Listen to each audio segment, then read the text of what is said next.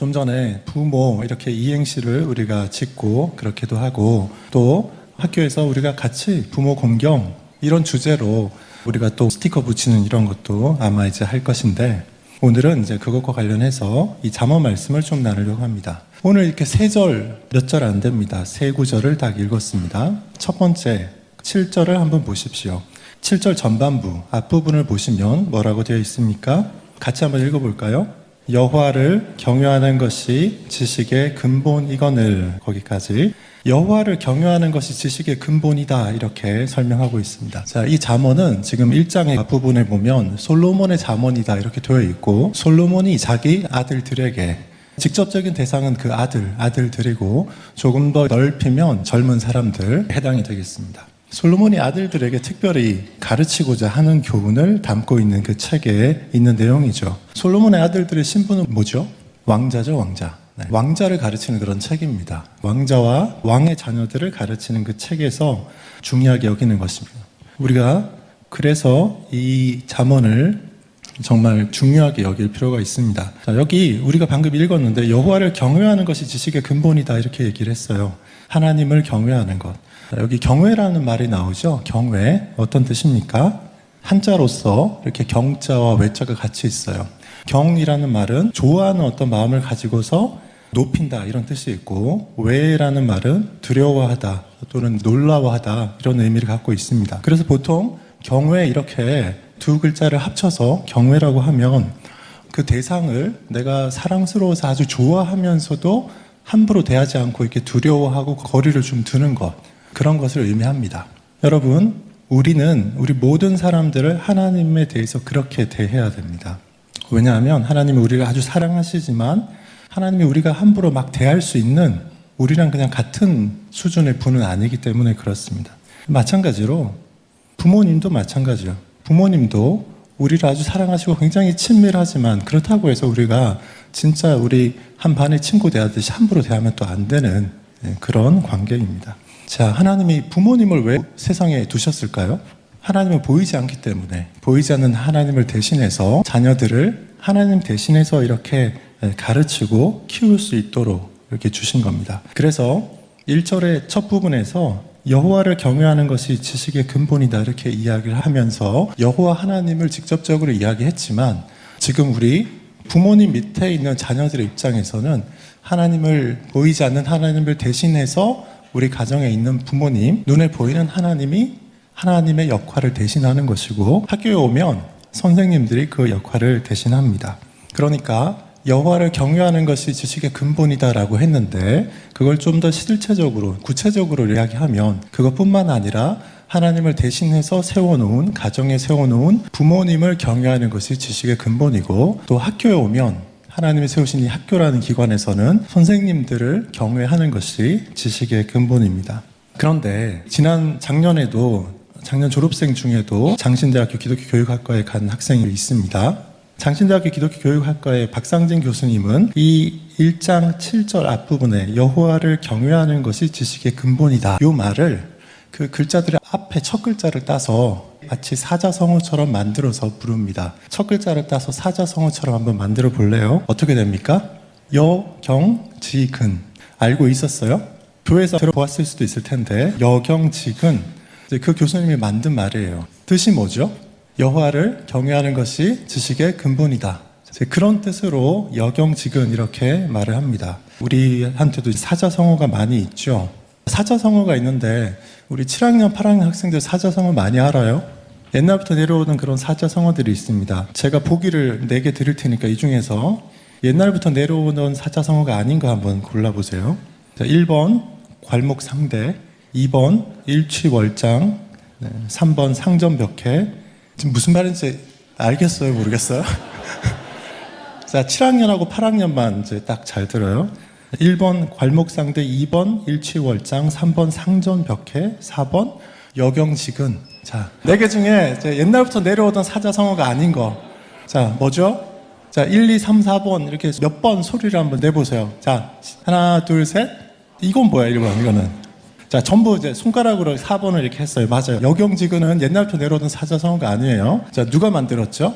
네. 장신대 기독교회과의 박상희 교수님이 하나님을 경외하는 것이 지식의 근본이다. 자, 이거를 기억하도록 하려고 여경직은 이렇게 말씀을 만들었습니다. 옛날부터 내려오던 말이 아니다 보니까 이 말을 들을 때마다 듣고 나면 하루도 못 가서 저도 이제 잊어버려요. 그래서 이 잠언 7장을 보니까 이제 다시 저도 생각이 났습니다. 여경직은 옛날부터 내려오던 사자성어는 아닌데 뜻은 아주 중요합니다. 뜻이 뭐라고요?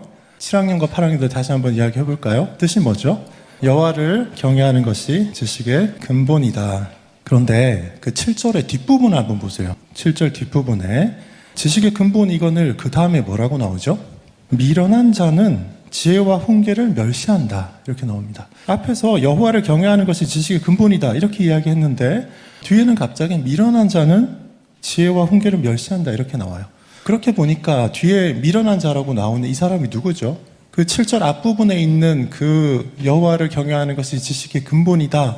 이런 말이 나왔는데 그 바로 이어서 나오는 미련한 자 이런 표현이 있는데 이 사람은 왜 미련하다고 하는 걸까요? 앞부분을 근거로 해서 얘기하면 이 사람은 여호와를 경외하지 않는 사람이죠. 어떤 사람을 미련한 사람이라고 합니까? 여호와를 경외하지 않는 사람. 또 뒷부분에는 뭐라고 되어 있어요? 지혜와 훈계를 멸시한다. 이렇게 되어 있습니다. 자, 이 미련한 사람의 특징이 앞부분에도 있고 뒷부분에도 나와요. 앞부분에서는 여호와를 경외하지 않는 사람, 뒷부분에는 지혜와 훈계를 멸시하는 사람. 그런데 곧 다음 8절로 가면 또 이런 말이 나옵니다. 내 아들아, 내 아비의 훈계를 들으며 내 어미의 법을 떠나지 말라. 이렇게 나옵니다. 7절 앞에 시작할 때는 여호와를 경외하는 것이 지식의 근본이다 이렇게 이야기했는데 7절 뒤에서는 지혜와 훈계를 멸시하는 것이 미련한 자다 이렇게 이야기하면서 8절에 가면 곧바로 뭐라고 얘기해요? 너의 아버지의 훈계를 듣고 너의 어머니의 법을 떠나지 말라 이렇게 얘기합니다. 자, 7절 뒷부분에서 얘기하는 지혜와 훈계라는 것이 누구를 통해서 우리한테 전달이 됩니까? 아버지와 어머니를 통해서 전달이 되죠. 그렇죠? 하나님 이렇게 말씀하셨어요. 여호와를 경외하는 것이 지식의 근본인데 가끔은 하나님이 직접 주시기도 하지만 어릴 때는 누구를 통해서 줍니까? 아버지와 어머니를 통해서 하나님의 그 훈계와 법을 가르쳐 주십니다. 그리고 그것을 잘 따르지 않으면 부모님을 제대로 공경하지 않는 것일 뿐만 아니라 여호와 하나님을 경외하지 않는 것이다. 이렇게 이야기하고 있습니다. 그러니까 우리 동양적인 사고에서는 군사부 일체라고 해서 임금과 부모님과 스승이 하나다고 했는데 성경에서는 뭐라고 얘기해요? 하나님과 부모님과 선생님이 일체다. 이렇게 사실상 말씀하시는 거나 마찬가지입니다. 그래서 부모님을 통해서 보이지 않는 하나님 대신에 보이는 부모님을 통해서 하나님의 교훈과 법을 계속해서 가르쳐 주시고 그것을 우리가 이제 이렇게 커서 독립해서 성인으로 독립하기 전까지 그것을 따르면서 살아야 되는 것입니다. 그러면 9절에 보는 것처럼 이런 좋은 일이 있습니다. 9절에 뭐라고 되어 있죠? 두 가지 표현이 있는데 하나는 내 머리에 아름다운 관이요 또 하나는 내 목에 금사슬이니라 이렇게 두 가지로 되어 있습니다. 부모님의 교훈과 법이라는 것은 나를 장식하는 아름다운 관이고 또 금사슬이다 이렇게 되어 있습니다. 지금 우리 이제 성경에 금사슬이라고 해서 좀 이상하게 생각될 수 있지만 금목걸이 이야기하는 겁니다. 금목걸이 아주 좋은 아름답고 비싼 그 관과 금목걸이와 같은 역할을 한다 이렇게 이야기를 합니다. 금사슬이라는 표현은 약간 번역할 때 조금 잘 못한 것 같아요. 그런 것 같죠? 금사슬 하면 이렇게 종들이 이렇게 하는 것 같잖아요. 여러분 그 토마스 모어가 쓴 유토피아라는 책 혹시 본 적 있습니까? 거기 보면 그 나라에서는 어떻게 하죠? 금은 보석은 아기들 때 갖고 놀아요. 그러다가 어른이 되면 더 이상 시시해서 갖고 놀지 않고 금목걸이 이런 건 누가 합니까? 노예들의 표시로 하고 다닌다고 토마스 모어가 그렇게 썼어요. 소설입니다. 소설. 여기서는 이제 그 금목걸이를 이야기하는 것입니다. 그렇게 귀한 가치가 있는 것이다 이렇게 말을 하는 것이죠. 여러분 잠언의 이 말씀에 동의가 됩니까? 제가 중학교, 고등학교 때 부모님의 가르침을 잘 기억하고 따라서 잘 따랐기 때문에 유익했던 경험 이런 거를 몇 가지 말씀드릴게요. 제가 몇 번 이야기한 적이 있는데 제가 첫 번째로 여러분한테 이야기하고 싶은 것은 제가 초등학교 졸업하고 중학생이 되었을 때 아마 1월 달쯤인 것 같아요. 어머니가 저한테 이야기를 하셨어요. 지금 7학년들은 어디 앉아 있죠? 8학년은 어디 있어요? 이렇게 졸지 않고 잘 앉아 있어야 돼요. 잘 들어야 돼요. 중학생이 되면 초등학생과 달라. 중학생은 12시까지는 공부를 해야 돼. 이렇게 얘기를 하셨어요. 제가 벌써 몇 번 얘기했기 때문에 놀랄 필요 없어요. 그래서 저는 당연히 그렇구나 이렇게 생각을 했어요. 그리고는 그때쯤에 우리나라의 프로야구가 처음 시작됐어요. 그러니까 프로야구가 얼마나 보고 싶겠어요? 그 야구도 보고 매번 공부만 한 건 아니고 야구도 많이 보고 그 대신에 야구도 보고 이랬다고 그냥 또 9시 10시면 잔 게 아니라 12시까지 공부를 했어요. 자지 않고 일단 12시까지 자지 않고 계속 공부를 했어요. 그렇게 해서 이제 아마 1월, 2월, 3월, 4월 이렇게 해서 중간고사 볼 때쯤 된 것 같아요. 그리고는 이제 시험을 봤더니 시험 점수가 되게 잘 나왔어요. 그러고 나서는 친구들을 보니까 전교에 아무도 그렇게 하는 애가 없어요. 아무도 그렇게 하는 애가 없었어요. 그 중학교 1학년 중에. 중학교 2학년이 돼서도 저는 12시까지 공부하는 게 당연했으니까 이제 했는데 전교에 아무도 없었어요. 중3 때쯤 되니까 약간 몇 명이 이제 좀 시험 기간에 공부하는 애들이 좀 생겼습니다. 저는 어머니의 그 말씀을 따라서 어머니가 왜 그렇게 과도한 목표를 세워서 얘기했는지 모르겠어요. 제가 지금 이제 애들을 셋 키우면서 우리 막내가 중3이 됐는데 우리 애들 셋 중에 누구도 중학교 때 12시까지 공부를 한 애가 없어요. 얘기해도 안 돼, 그건. 근데 우리 어머니는 그 말씀 하셨는데 하필이면인지 아니면 정말 다행인지 그 12시까지 이 말이 저한테는 어렵지 않았고 그냥 할 수 있었고 그러니까 중학생이 12시까지 알아서 공부하니까 당연히 이제 성적은 좋게 나오는 거예요. 그럴 수밖에 없겠죠.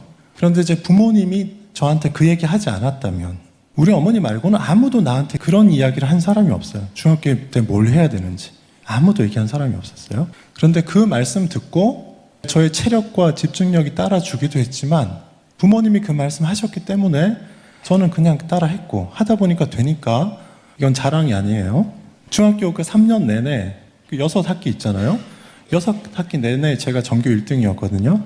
그런데 어머니가 그렇게 얘기하지 않았으면 그렇게 목표를 세우지 않고 그렇게 하지 않았을 가능성이 커요. 제가 초등학교 때는 그렇게 안 했어요.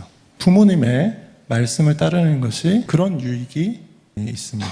누구나 되는 게 아니라는 거는 제가 우리 애들을 키우면서 정말 절감을 했습니다. 되는 사람이 있고 안 되는 사람이 있어요. 그렇지만 부모가 어떤 역할을 해주지 않으면 안 되고 부모님이 뭐라고 했을 때 그것을 마치 하나님 말씀하시는 것처럼 내가 이렇게 해야지 따라서 하는 결단이 또 따르지 않으면 할 수 없죠.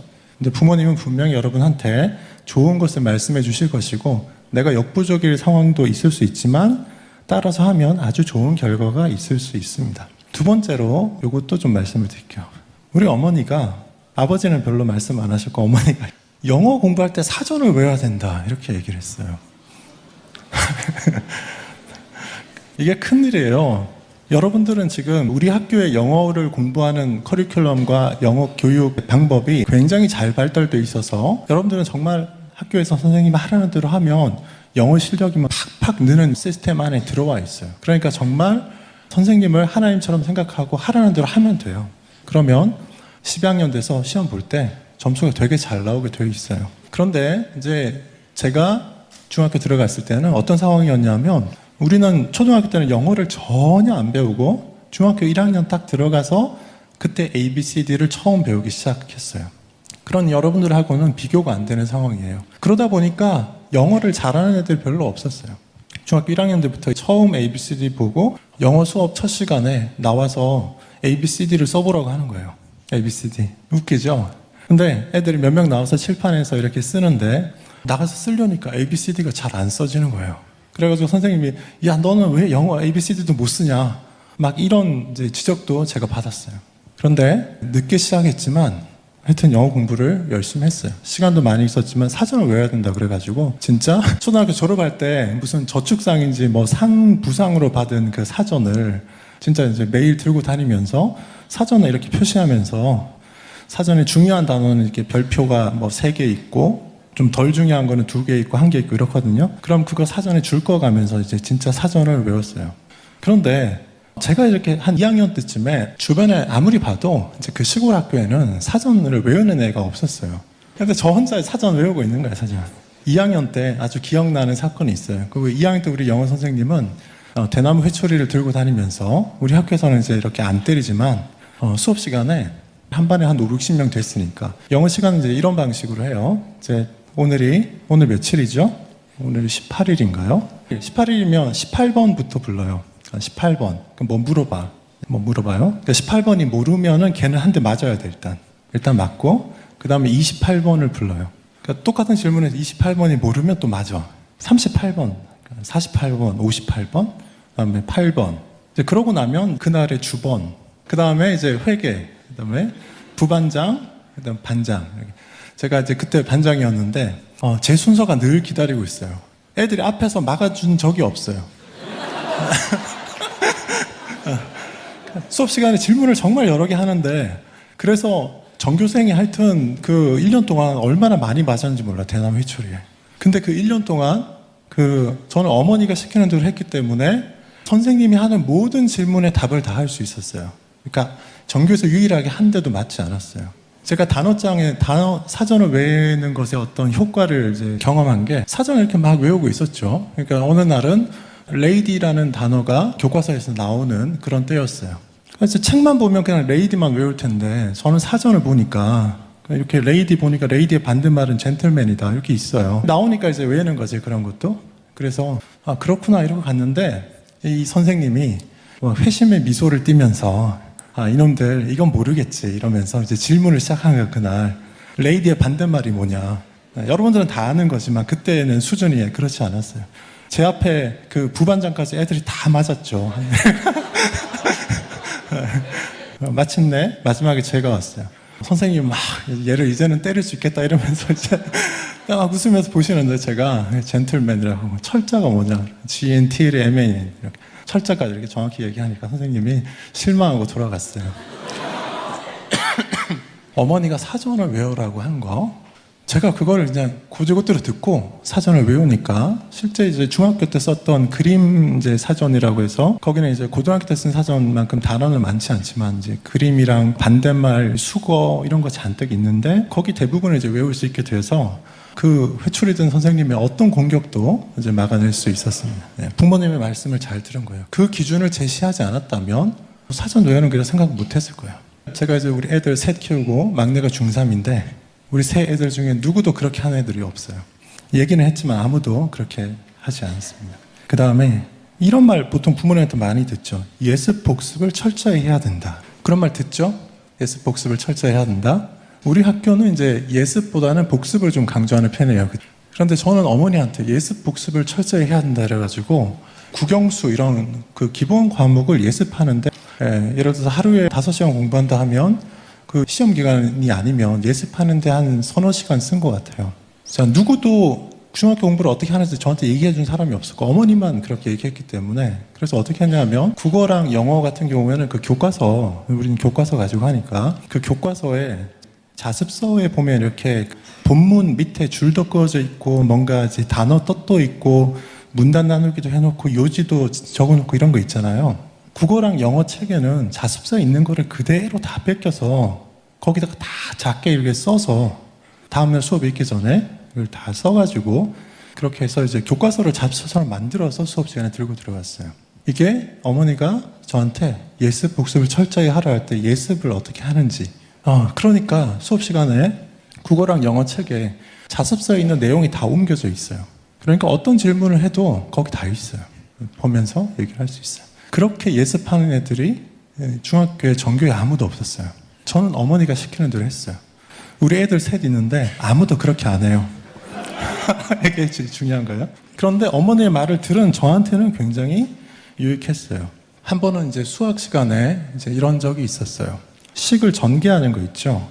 예를 들어서 A 플러스 B 괄호해서 그거의 제곱을 전개하면 어떻게 되냐. 그러면 이제 A의 제곱 플러스 2AB 플러스 B의 제곱 이렇게 이제 전개되는 거. 그 몇 학년 때 하죠?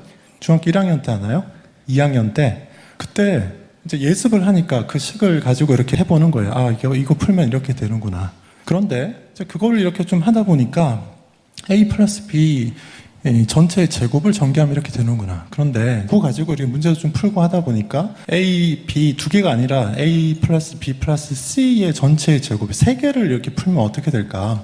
예습하다 보니까 그런 생각이 드는 거예요. 그래서 혼자서 이렇게 계산을 쭉 해보니까 A 플러스 B 플러스 C 세 개의 전체의 제곱을 하면 A의 제곱 플러스 B의 제곱 플러스 C의 제곱 플러스 2AB 플러스 2 BC 플러스 EC에 이렇게 되더라고요.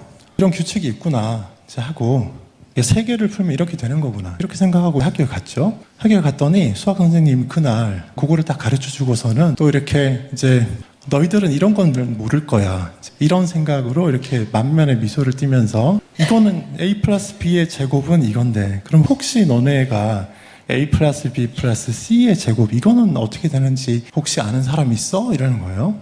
그날 배우는 책은 없었어요. 근데 이제 연습하면서 이렇게 해봤으니까 다 기억나잖아요.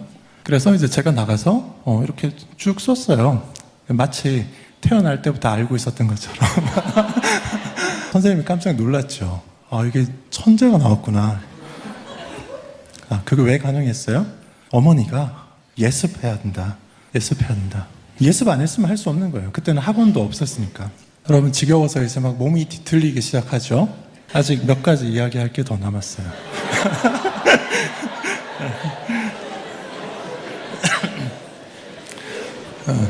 그리고 이제 책을 많이 읽어야 된다.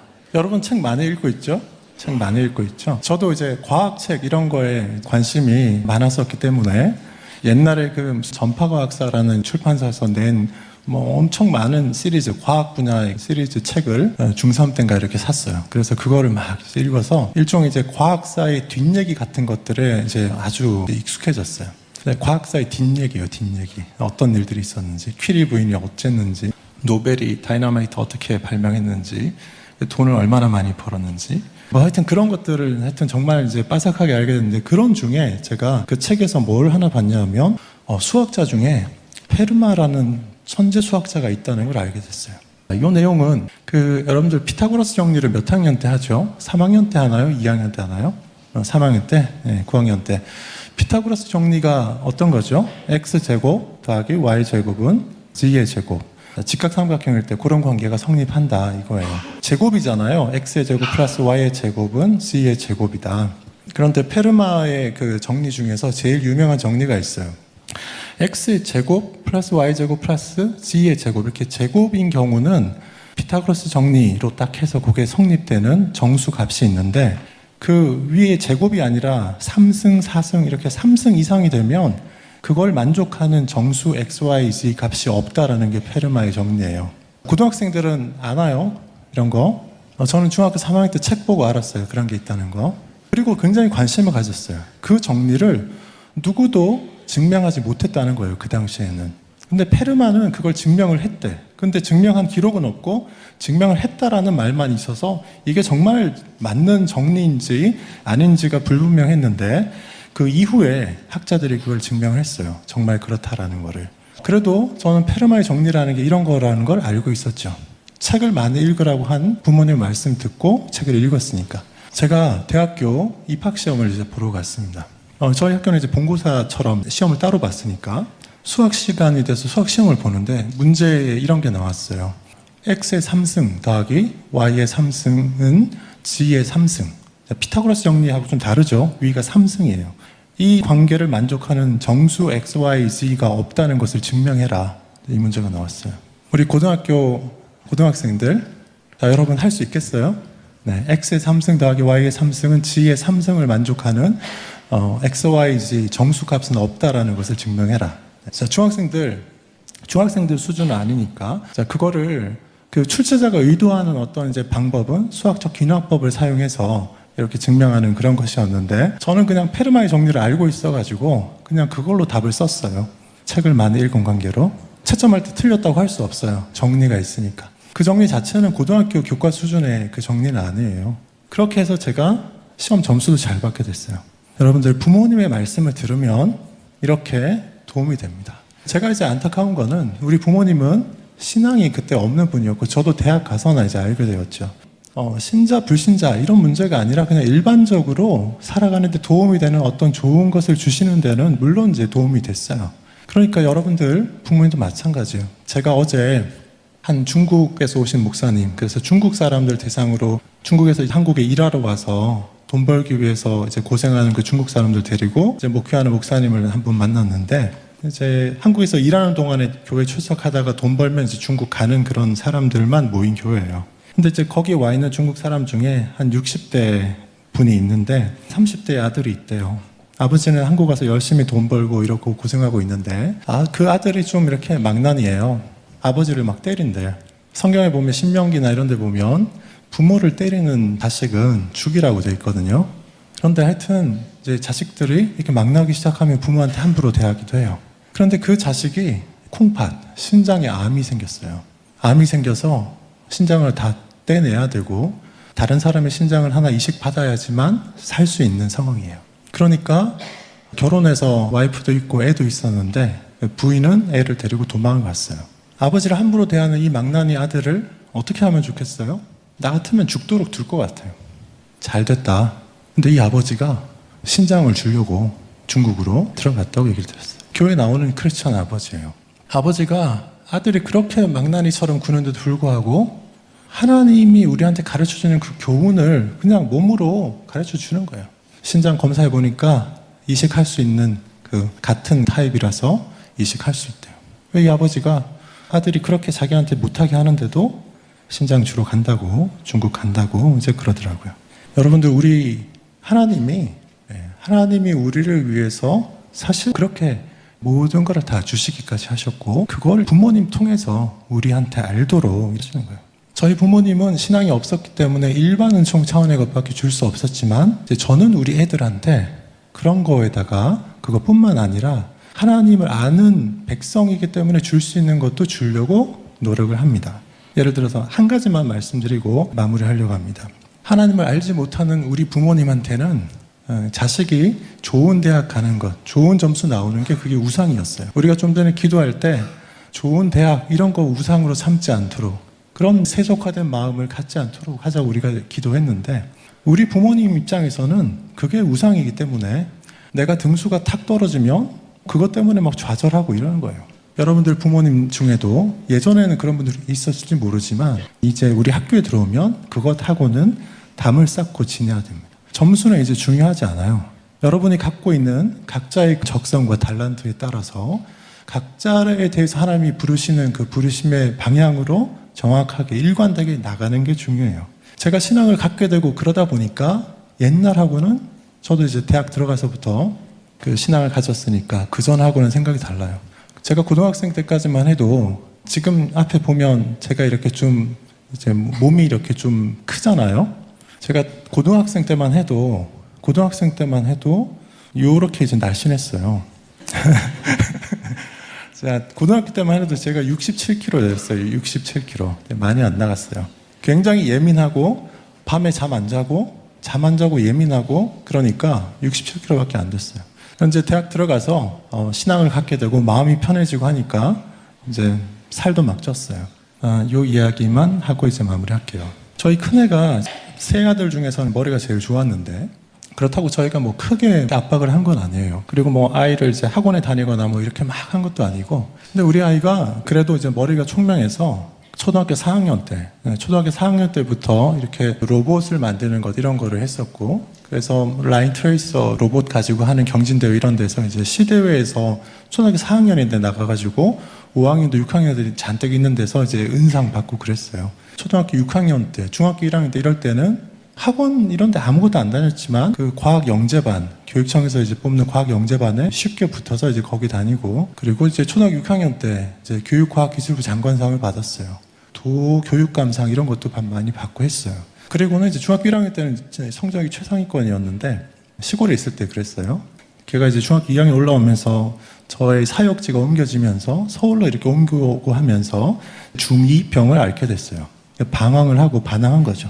그 전까지는 이제 부모가 하라는 대로 잘 했는데 중학교 2학년 올라가면서부터는 하라는 말을 안 듣기 시작했어요. 이제 그리고 게임에 빠지기 시작했어요.